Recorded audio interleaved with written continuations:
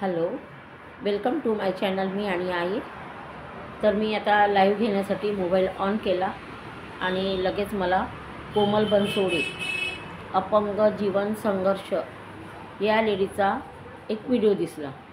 त्या विषयावर मला थोडंसं बोलावंसं वाटलं, तर मी आता तुमच्यासोबत बोलते आहे. विषय असा आहे की त्या व्यक्तीच्या ती व्यक्ती स्वतःच्या भावाला कॉल करते आहे आणि वारंवार कॉल करते आहे. तर तिचा भाऊ तिचा कॉल उचलत नाही आहे. तिच्या भावाने तिचा नंबर हा ब्लॉक लिस्टमध्ये टाकलेला आहे आणि अशा वेळेला तिच्या मिस्टरांचं छातीमध्ये खूप दुखतं आहे आणि ते व्यक्ती पलंगावर पडलेले आहेत. तिथेच बसून ही पण रडते आहे. हिने फोन करण्याचा खूपदा प्रयत्न केला, पण हिच्या भावाने तर फोन तर ब्लॅकलिस्टमध्ये टाकलेला आहे. तसंही फोन ब्लॅकलिस्टमध्ये टाकल्यानंतरही मेसेज दिसतात, पण आता असू शकते की तो कुठल्या कामामध्ये असेल, फोनला हातच लावला नसेल त्याने, तर त्याला काही ते जाणीव होत नसेल. तरी ती खूप रडते आहे आणि तिने जवळपासच्या डॉक्टरांना दाखवलं, पण तिच्या मिस्टरांना जवळपासच्या डॉक्टरांनी जे काही बोलले असेल तिला किंवा औषधी दिली असेल तरी त्याच्याने काही तिच्या नवऱ्याला आराम झालेला नाही आहे आणि त्यांच्या छातीमध्ये तर खूप दुखते आहे आणि ते अस्वस्थ असे पडलेले आहेत पलंगावर. आणि ही पण त्यांच्या बाजूला बसून आहे आणि रडते आहे आणि व्हिडिओ बनवला तिने. तर मला तो व्हिडिओ पाहून तर खरंच खूप वाईट वाटलं. वाईट वाटण्याचं कारण असं आहे की एक तर तिचं अपंग शरीर आहे, दोन्ही पाय तिचे काम करत नाही, 70 ते 80% ती अपंग आहे. अशा वेळेला ती नवऱ्याला घेऊन तरी कशी जाऊ शकते? तरी तिने आजूबाजूच्या एखाद्या व्यक्तीला फोन करावं किंवा बोलवावं आणि आपल्या नवऱ्याला तर सगळ्यात महत्त्वाचं पहिले काम की तिने हॉस्पिटलमध्ये घेऊन जावं. जशी ज्या कंडिशनमध्ये असेल त्या कंडिशनमध्ये तिने घेऊन जावं. त्यांना हॉस्पिटलमध्ये नेणं जास्त महत्त्वाचं आहे की फोन करून भावाला बोलवण्यापेक्षा पहिल्या हॉस्पिटलमध्ये घेऊन जायला पाहिजे तिने.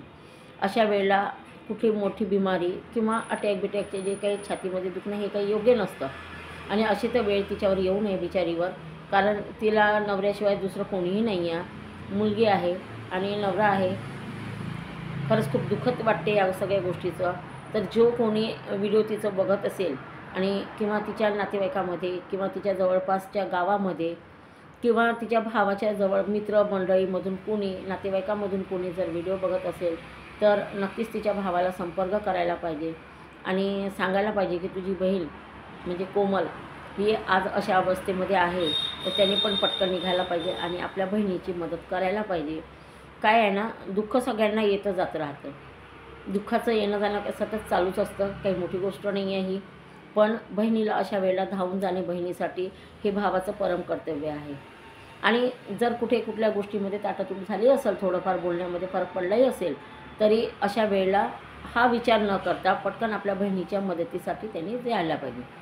पण त्याला माहीतच नाही पडत आहे किंवा त्याने कॉलच नाही उचलत आहे तो, किंवा त्याला फोनकडे त्याने लक्षच नसेल दिलं, तर त्याला पण माहिती होत नसेल, तरी हिने पण तो गैरसमज दूर करावा आणि आजूबाजूचं कुठला तरी एखादा व्यक्ती घेऊन हिने पहिले तर आपल्या नवऱ्याला दवाखान्यात घेऊन जावं. आणि हिची परिस्थिती पाहून डॉक्टरसुद्धा हिला असं नाही म्हणणार आहे की नाही आम्ही तुमच्या नवऱ्याचा इलाज करत नाही वगैरे म्हणून. तर हिने सगळ्यात मोठं काम हे करावं की आधी आपल्या नवऱ्याला हॉस्पिटलमध्ये घेऊन जावं. जास्त वेळ करून किंवा फोन लावून किंवा व्हिडिओ काढून इतका वेळ वाया न घालवता आधी तर तिने आपल्या नवऱ्याला दवाखान्यात घेऊन जावं. कारण कुठली बिमारी कशी येईल आणि किती वेळ घेईल ती बिमारी काही सांगता येत नाही आणि हा पर्याय नाही आहे. इथे फक्त हेच आहे की पहिलं हॉस्पिटलमध्ये नेणे आणि डॉक्टर इलाज करतील तोपर्यंत ती प्रयत्न करू शकते.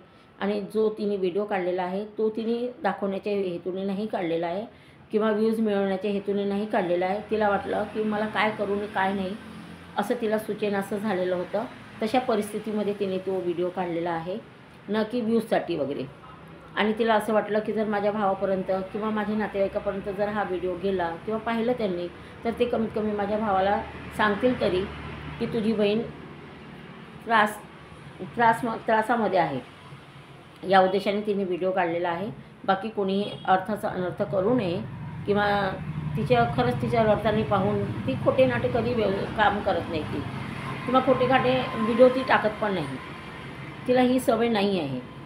आणि आता बाकीच्या लोकांसारखं तिचं काम नाही आहे की खोटं बोलून आपले व्ह्यूज कमवणे वगैरे, अशातला तिचा हेतू राहत नाही आणि ती आहे पण नाही तशी. त्याच्यामुळे मला पण तिच्याबद्दल सहानुभूती वाटते आहे.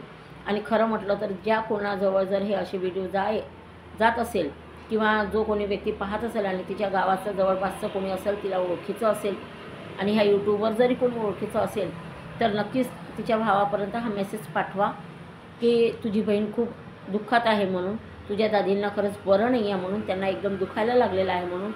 इतकं तरी कमीत कमी कुणाजवळचं जर निरोप जात असेल, जसे यूट्यूबमध्ये रविदादा शिंदे आहे, यांना पण माहिती आहे बहुतेक, आणि भरपूर असे आहे लोक की ज्यांना माहिती आहे त्यांचा ॲड्रेस, तर अशा कोणीतरी व्यक्तीने त्यांची मदत करावी या उद्देशाने मी व्हिडिओ काढत आहे.